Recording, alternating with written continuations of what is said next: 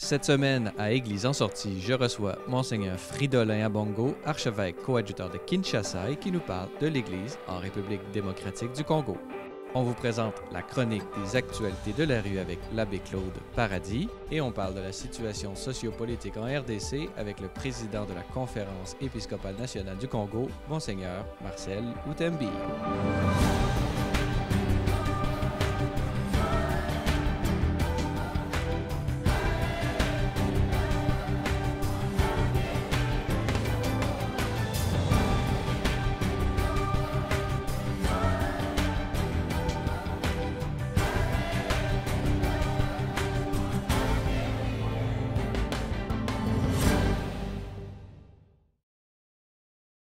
Bonjour, mesdames et messieurs, et bienvenue à Église en sortie. Aujourd'hui, à l'émission, nous allons traiter du Congo, de la République démocratique du Congo. Et pour nous en parler, nous avons avec nous en studio Monseigneur Fridolin Ambongo. Bonjour. Bonjour.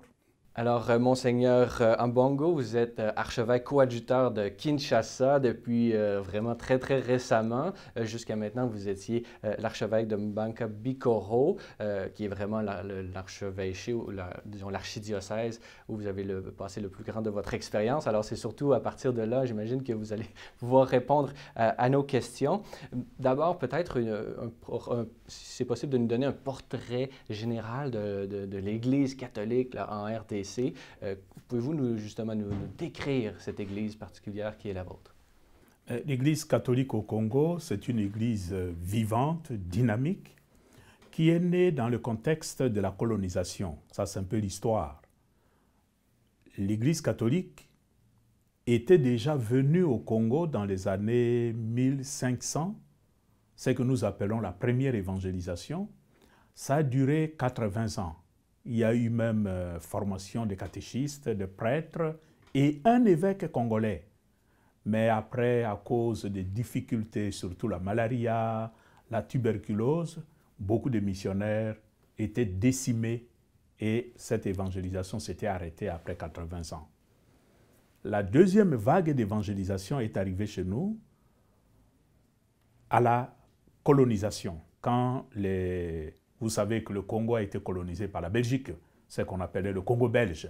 D'abord, c'était une propriété du roi Léopold II, propriété privée du roi Léopold II. Ensuite, c'était devenu la colonisation belge à partir de 1910.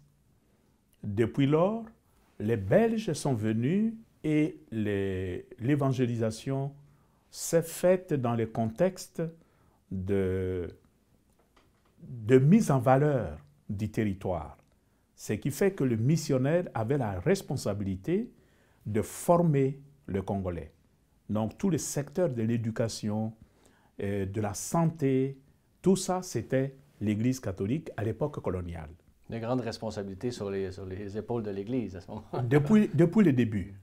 Ce qui fait que à la veille de l'indépendance, c'était encore ces missionnaires qui formaient la conscience des Congolais à leurs droits civiques. Et les premiers intellectuels congolais qui ont revendiqué l'indépendance, c'était des gens qui sortaient de nos écoles catholiques. C'est en 1969 que la hiérarchie a été constituée au Congo avec les premiers évêques. Au début, tous les évêques étaient presque encore des missionnaires et assez rapidement, ça s'est africanisé, de telle sorte qu'aujourd'hui, tous les évêques sont des Congolais. Donc, vraiment une histoire vraiment de prise en charge de l'Église, vraiment qui s'est inculturée chez vous, comme il le fait partout. Pouvez-vous nous dire aujourd'hui, à quoi ressemblent un peu justement les diocèses? Pouvez-vous nous donner un portrait de l'Église aujourd'hui au Congo? Nous avons actuellement 47 diocèses. Mais ces 47 diocèses correspondent tout simplement à l'occupation du territoire par les congrégations à l'époque coloniale. C'est pourquoi aujourd'hui nous pensons déjà à une restructuration des diocèses, parce que les diocèses sont énormes, ils sont très grands, et il y a une augmentation de la population, mais aussi du nombre de fidèles. Nous pensons à une restructuration de nos diocèses, et ça pourrait porter ce nombre à 80, si tout se passe bien. Donc, une église vraiment dynamique et vraiment une population qui grandit. Pouvez-vous nous dire un peu comment ça se produit, tous ces baptêmes et tout ça, à quoi ressemble la population catholique chez vous? D'abord, un diocèse, parce que l'unité territoriale chez nous, ce sont les diocèses, un peu comme ici. Mais un diocèse est structuré, est composé de paroisses. Et une paroisse chez nous, ce n'est pas comme une paroisse dans la ville de Montréal. Une paroisse, c'est tout un territoire. Et ce territoire est composé de ce que nous appelons communauté ecclésiale de base. Ce sont des villages avec des catéchistes. Il y en a qui ont une formation poussée que nous appelons des bakambi, qui accompagnent ces communautés.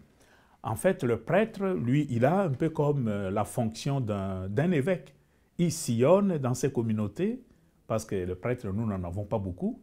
Et ce sont ces laïcs catéchistes formés et des fois non formés qui sont là, qui animent la liturgie de la parole les dimanches, qui préparent les catéchumènes au sacrement et qui est pratiquement le chef de la communauté ecclésiale locale. Au-dessus, ce sont les prêtres qui font la ronde pour administrer le sacrement, mais aussi réconforter les fidèles de par leur présence. C'est une église vraiment dynamique, parce qu'au sein de chaque église locale, nous avons des mouvements ecclésiaux, et le plus connu chez nous pour les jeunes, c'est le mouvement de Birengue Amouinda, les jeunes de lumière. Et on voit que ce sont des jeunes entreprenants, dynamiques, joyeux, et beaucoup de vocations nous parviennent de ce mouvement. Une vraie collaboration entre le clergé et les laïcs. Vraiment, votre Église manifeste vraiment les grandes inspirations du Concile Vatican II. Là, vous les mettez en acte. Pouvez-vous nous dire un peu, vous avez manifesté les beautés, mais j'imagine qu'il y a aussi des défis, peut-être le manque de prêtres par rapport à la population. Pouvez-vous nous parler un peu des défis là, que vous vivez dans votre diocèse? Pour le moment, c'est d'abord la misère globale, la misère du pays. Parce que dans un pays où l'économie ne tourne pas, la politique ne tourne pas, évidemment, les fidèles vivent dans une misère noire et ça joue sur le fonctionnement de l'Église. Ça, c'est le grand défi auquel nous sommes confrontés, le sort, la misère de notre peuple. C'est un peu à cause de ça aussi que nous sommes ici. Il faut qu'on cherche à trouver une solution. Le deuxième défi chez nous, c'est la formation du personnel. Parce que nous avons des gens, nous avons des laïcs qui veulent jouer des rôles, mais ils ont besoin d'être formés. Or, pour former, il faut quand même un minimum de moyens. Et parfois, ça devient difficile. Nous avons des vocations au sacerdoce, des séminaires que nous avons. Chaque diocèse a un petit séminaire, a une propédeutique et un grand séminaire, parfois en collaboration avec les diocèses voisins. C'est ce que nous appelons des grands séminaires interdiocésains au niveau de provinces ecclésiastiques. Parfois, c'est difficile. Les gens viennent avec de bonnes volontés, mais bon, confrontés à des difficultés d'ordre matériel, des fois, on est obligé de limiter le nombre de jeunes que nous aurions dû accueillir au séminaire. On reçoit certainement une certaine aide de Rome, mais ça représente à peine la moitié de ce dont on a besoin. L'autre défi, c'est que nous avions toujours appelé l'africanisation de l'Église, l'inculturation de l'Église. Vous savez, l'Église est venue chez nous dans le contexte de la colonisation. Les colonisateurs sont partis, mais ils nous ont laissé l'Église, qui avait la couleur de leur pays. Maintenant, comment faire pour que nous puissions approprier la foi en Jésus-Christ, qui n'a pas de couleur, dans le contexte africain? Donc, c'est cet équilibre qui est parfois difficile à trouver, parce que l'Africain, il a sa vision du monde, sa vision du réel, qui n'est pas nécessairement la vision de l'occidental, qui lui a apporté la parole de Dieu, l'Évangile. Donc, c'est le travail d'inculturation, d'africanisation de l'Évangile qui nous occupe beaucoup aujourd'hui. Et quels sont vos espoirs justement pour ces défis? Comment est-ce que, par exemple, vous, dans votre diocèse, vous avez le désir de travailler justement à résoudre ces différents défis? Bon, selon le cas, pour la situation socio-économique du pays, ça c'est un combat que nous menons au niveau national.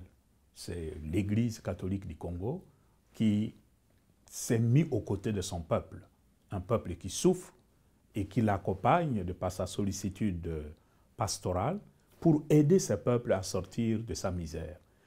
Nous aurons justement l'occasion d'en parler dans la troisième partie de cette émission avec le président de la conférence épiscopale de RDC, de la République démocratique du Congo. Alors pour l'instant, je vous remercie beaucoup d'avoir été avec nous et vraiment, nous allons, nos téléspectateurs allons prier et peut-être aider financièrement par les différents moyens qui existent, votre Église particulière au Congo. Alors Monseigneur Fridolin Ambongo, merci beaucoup d'avoir été avec nous aujourd'hui. Merci et merci de prier pour notre Église qui en a vraiment besoin.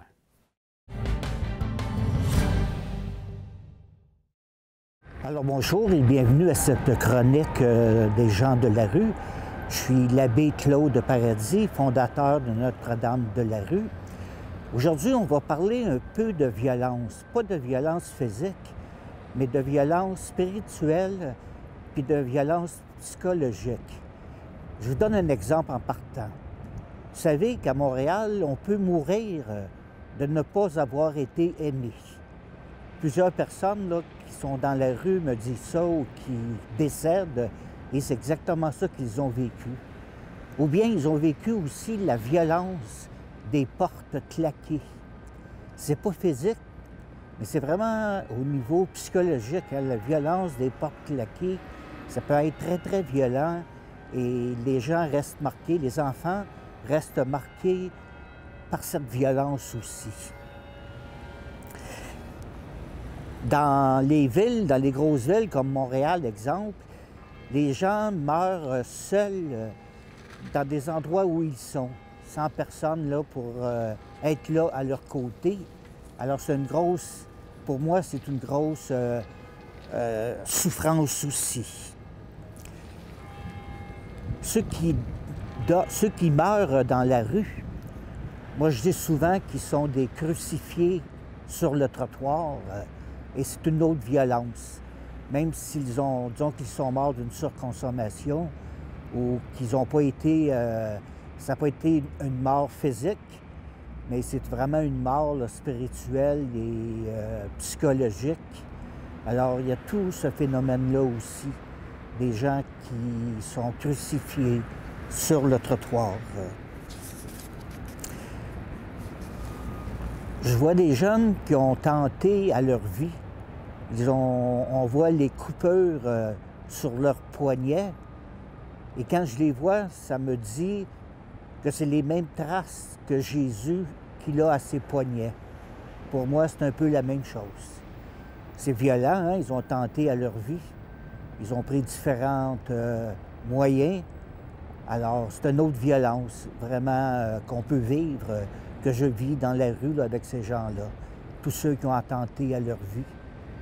Alors, à l'image des poignets de Jésus aussi. Le plus court verset de l'Évangile, c'est dans Luc. Vous savez, les versets, si on dit, bon, chapitre, disons, 2, verset 7, alors, le plus petit verset de la Bible, il contient seulement que 2 mots. C'est surprenant, hein? Seulement que 2 mots, c'est le plus court. Et ça dit « Jésus pleura ». Lorsqu'il a appris la mort de Lazare, Jésus pleura. Alors, il devait vivre une violence pour son ami qui était décédé parce qu'on dit qu'il a pleuré. Et on n'en parle pas souvent de ce Jésus qui pleure, mais cette fois-ci, on en parle 2 mots. Jésus pleura. Et pour moi, c'est un des plus beaux textes. Moi, c'est un des plus beaux versets que je préfère le plus. C'est Jésus pleura. Ça me touche toujours à chaque fois. D'autres, c'est une violence aussi, là. Il y en a qui ont attendu d'être morts pour avoir un toit. c'est-à-dire ceux qui sont restés dans la rue, pas de toit. À leur mort, ils ont un toit, c'est leur cercueil, c'est leur tombe. Parce que c'est des gens qui me disent ça, que j'aurai un toit la journée où je vais mourir parce que je serai dans un cercueil. Alors, c'est une autre violence, hein, vivre comme ça, vivre avec des choses très, très rudimentaires. Je pourrais dire aussi que j'ai déjà vu, je travaille dans une prison, j'ai travaillé dans 2 prisons. Et je pourrais dire qu'on avait un ostensoir en barbelé. Je prends Maximilien Kolbe, celui qui a donné sa vie là, au camp de concentration pour sauver un père de famille, disait la messe là, dans un ostensoir comme en barbelé pour tous les gens qui étaient pris là, dans ce camp de concentration. Et Maximilien Kolbe est décédé dans une petite cellule. J'ai eu la chance de visiter. Et lorsque le pape Jean-Paul II a passé, il a mis un cierge pascal là, qui brûle continuellement dans sa cellule. On peut visiter la cellule, l'endroit où il est décédé. Aujourd'hui même, là, combien de personnes vont se donner la mort ce soir parce qu'ils n'ont pas rencontré l'amour? Ça aussi, ça me pose question. Alors, avec mon équipe, on essaie justement d'être cet amour, d'être cette présence qu'ils ont besoin, parce que sûrement que ce soir, il va y en avoir qui vont tenter à leur vie, il y en a qui vont se suicider, même la journée même, là, cette journée aujourd'hui. Donc, il y aura des gens aussi qui vont se faire violence là, envers eux. Quelqu'un, des fois, m'a déjà dit « Ne tuez pas le goût de vivre ». Parce que les gens me disent « Donnez-nous pas des interdits, mais donnez-nous des raisons de vivre ». Alors ça aussi, ils ont de la difficulté lorsqu'on leur impose des choses, lorsqu'on leur enlève le goût de vivre. Ils n'ont plus rien. Alors, ils se retournent vers le suicide. Il y en a qui se mutilent, il y en a qui se blessent. Alors, il y en a qui se font violence. Il y a beaucoup de gens de la rue qui ont une problématique en santé mentale. Et il y en a qui se blessent, là, qui se mutilent et qu'on rencontre dans la rue, là, tout simplement. Pour moi, la plus grande pauvreté, c'est de ne pas être aimé. Que tu sois riche ou pauvre, tu peux être confronté à cette réalité, qui est la plus grande tristesse de ne pas être aimé. Même si tu es très riche, tu peux être tout seul, complètement seul, et ton argent ne te procure pas grand-chose dans ce cas-là. Alors, c'est une autre chose là, à regarder beaucoup. Je me dis qu'un jour, nous verrons la gloire de Dieu, la gloire de Jésus, sur le visage de ceux que jamais on embrasse.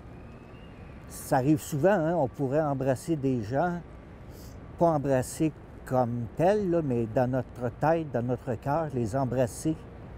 Et un jour, on verra le visage du Christ sur ces gens-là qu'on a mis de côté, que l'on n'a jamais embrassé, ni embrassé de notre cœur, ni embrassé de notre tête. Et ce sera eux qui auront le visage du Christ. Et je vous bénis au nom du Père, du Fils et du Saint-Esprit. Amen.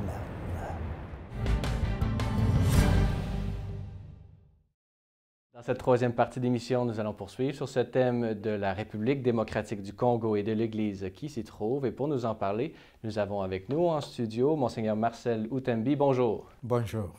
Monseigneur Outembi, vous êtes l'archevêque de Kisangani, mais également le président de la Conférence épiscopale nationale du Congo. Alors, c'est vraiment un plaisir de vous recevoir ici même à l'émission. Comme on l'a vu dans la première partie de l'émission, vraiment, l'Église du Congo est à la fois exemplaire par son dynamisme, mais également, elle vit des difficultés liées à la pauvreté et, plus récemment, là, dans des questions liées au gouvernement, des questions, disons, de régime démocratique, pourrait-on dire. Pouvez-vous d'abord simplement nous peut-être nous faire la trame des événements qui ont mené à la situation présente, là? Oui, la crise sociopolitique que connaît notre pays, la République démocratique du Congo, est l'expression de la non-organisation des élections dans le délai constitutionnel, c'est-à-dire, je voudrais parler des élections présidentielles qui étaient prévues au 19 décembre 2016 et ces élections n'ont pas eu lieu. Et cela a provoqué une crise dans les chefs de la classe politique et aussi dans les chefs de la population congolaise qui aspiraient de tous ses voeux à prendre part aux élections pour choisir ses futurs gouvernants. Et qu'est-ce qui s'est passé à ce moment-là? Il n'y a simplement pas eu d'appel d'ouverture à l'élection. Comment ça s'est déroulé? Un dialogue a été convoqué et ce dialogue a vu la participation non pas de toutes les représentations de la classe politique et de la société civile, mais d'une partie de la classe politique et de la société civile. C'est-à-dire une plateforme importante de partis de l'opposition n'a pas pris part à ces travaux parce que les responsables, les leaders, ils ont été invités, mais ils ont récusé celui qui était nommé comme facilitateur pour autant qu'il affichait une position partisane. Sa neutralité était remise en question. Était remise en question. Et aussi, une tranche de la société civile n'a pas pris part à ce dialogue. Ce qui a mené justement au fait que le gouvernement actuel perdure et on n'a pas vraiment d'élections qui sont annoncées, du moins. Dans cette espèce de fermeture du gouvernement justement à s'ouvrir au processus démocratique, quel est le rôle de l'Église? Comment est-ce que vous vous êtes impliqué justement dans ce problème? Des pays des Grands Lacs a été amené à faire appel à la Conférence épiscopale nationale du Congo pour convoquer en quelque sorte une deuxième vague de dialogue. Et nous avons répondu favorablement à cette invitation. D'abord, comme Congolais, comme compatriotes, nous avons estimé que nous avons la responsabilité, le droit de donner notre contribution, poser notre pierre à la bâtisse pour sortir de cette crise sociopolitique que connaissait le pays. La deuxième raison, c'est que comme pasteur de l'Église, à ce titre, rassembleur, dans une situation de conflictualité, de tension, nous avons estimé qu'il était important que nous puissions jouer notre rôle. Et c'est ce que nous avons fait. Et justement, on a vu toutes des manifestations qui ont eu lieu dans la rue, même des prêtres, processions. Pouvez-vous nous parler un peu là, des événements qui entouraient un peu ces manifestations? Étant donné que nous, comme pasteurs, comme évêques, membres de la CENCO, nous avons perçu une série de manœuvres dilatoires de nature à retarder le processus électoral et comme prophète, plus d'une fois, nous avons élevé la voix à la mise en application de cet accord qu'ils ont signé devant le peuple et devant Dieu, estimé, présumé de bonne foi. Et comme les choses n'allaient pas de cette manière-là, et nous, comme conférence épiscopale, plus d'une fois, nous avons dénoncé cette façon de faire. Et 3 marches pacifiques ont été organisées. Ces 3 marches ont vu la mobilisation d'un grand nombre, non seulement des catholiques, mais aussi des non-catholiques du peuple congolais. Les marches pacifiques organisées par ces laïcs ont été violemment réprimées et nous dénombrons aujourd'hui malheureusement 16 morts et avec beaucoup de blessés et des manifestants emprisonnés. Nos églises ont été évidemment profanées et voilà, tout c'est lot de conséquences néfastes, mais ce qui ne nous décourage pas à aller de l'avant. Quelle est justement, à partir de cette situation qui est la vôtre, l'espèce de mur devant lequel vous vous trouvez présentement, pouvez-vous nous dire un peu là, les raisons de votre présence ici même au Canada en ce moment? Et nous, comme pasteurs, qui avons piloté les dialogues politiques qui s'est passé au niveau du centre interdiocésain de Kinshasa et qui a abouti à la signature de l'accord de Saint-Sylvestre, nous nous prévalons du statut de parrain de cet accord. Et nous estimons que notre rôle ne s'est pas arrêté avec la signature de cet accord. Nous venons comme de médiateurs, comme de pèlerins ici au Canada pour porter ces messages que le peuple congolais aspire de tous ses voeux, au même titre que d'autres peuples du monde, à pouvoir exprimer ses droits civiques en prenant part aux élections qui sont prévues au 23 décembre 2018. Voilà pourquoi nous voulons attirer l'attention de membres de la communauté internationale à pouvoir accompagner le peuple congolais à faire les pressions nécessaires sur les institutions qui sont censées amener le peuple à la tenue des élections. Donc, l'aspiration de ce peuple, c'est d'aller aux élections. Et nous, comme peuple congolais, nous faisons partie de la communauté internationale. Le Canada fait partie de la communauté internationale. Le Canada, c'est un pays où les valeurs démocratiques ne sont pas une réalité tout simplement clamée par la voix, mais ce sont des réalités vécues au quotidien. Et nous voulons aussi que le peuple canadien aide le peuple congolais à rendre son rêve de vivre comme un peuple démocratique devenir réalité. Très bien, Monseigneur Marcel Outembi, je peux vous assurer que nos téléspectateurs en ce moment vont prier et même peut-être participer justement à soutenir votre Église au Congo. Monseigneur Marcel Outembi, je rappelle que vous êtes l'archevêque de Kisangani et le président de la Conférence épiscopale nationale du Congo. Alors, merci beaucoup d'avoir été avec nous aujourd'hui. Je vous remercie. Voilà, c'est tout pour aujourd'hui. N'hésitez pas, si vous avez des questions ou commentaires, vous pouvez m'écrire à l'adresse qui apparaît à l'écran. Revenez-nous la semaine prochaine pour un autre épisode d'Église en sortie.